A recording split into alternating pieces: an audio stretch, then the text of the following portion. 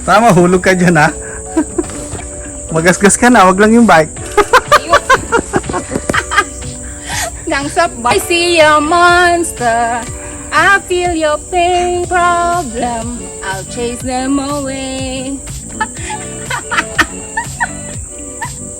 Going to do bike check for this canyontorque CF9.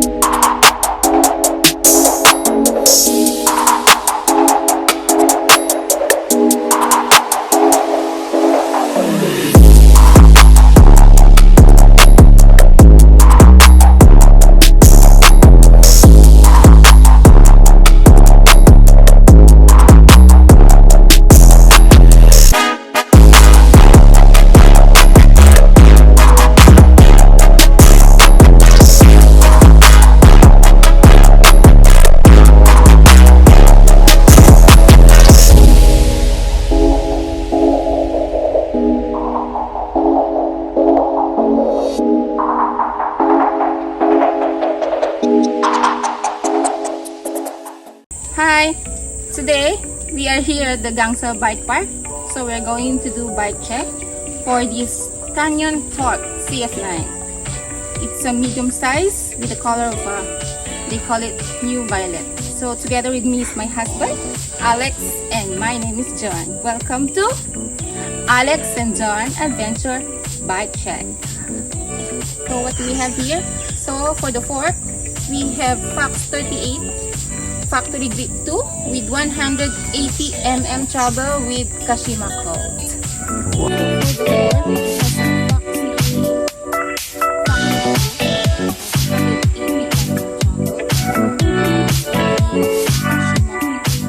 The rear shocks, we have this Fox X2 Factory with 175 travel and also with Kashima coat. So for the rear shocks,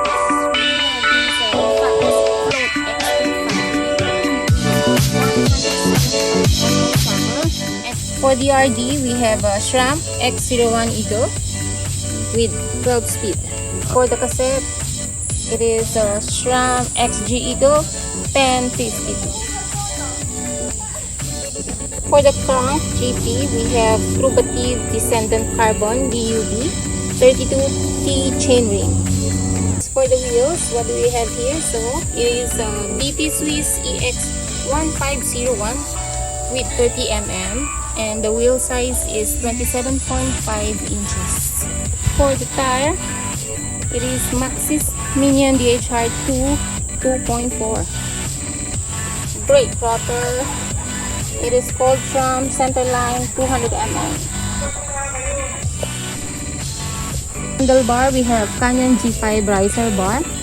It's carbon with 760 length.